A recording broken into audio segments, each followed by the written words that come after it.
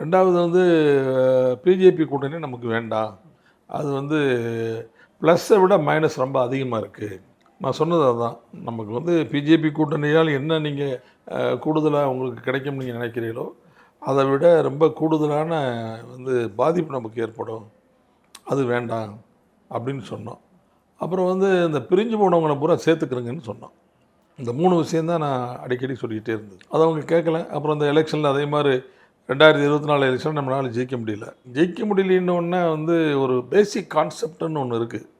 ஒரு தேர்தலில் நம்ம தோற்றோம்னா தோற்றதுக்கு பின்னால் நடக்கிற செயற்குழுவில் ஏன் தோற்றோம், நம்ம நல்லா தானே வந்து இந்த எலெக்ஷனை ஃபேஸ் பண்ணோம், எதனால நமக்கு தோல்வி வந்தது அப்படிங்கிற விவாதங்கள் நடக்கணும்.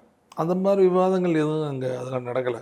அதுக்கு பதிலாக என்ன நடந்துச்சுன்னா, யார் சட்டமன்ற எதிர்க்கட்சியினுடைய தலைவராக வர்றதுங்கிறதுல போட்டி, சண்டை இதெல்லாம் நடந்தது.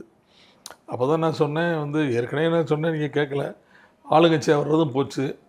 இப்போ ஏன் நம்ம தோற்றுங்கிறத பற்றி டிஸ்கஸ் பண்ணாமல் இப்போ வந்து யார் தலைவருங்கிறதுல வந்து இவ்வளவு கவனம் எடுத்து நீங்கள் பண்ணுறீங்க, இதுவும் சரியில்லை அப்படின்னு சொன்னோம்.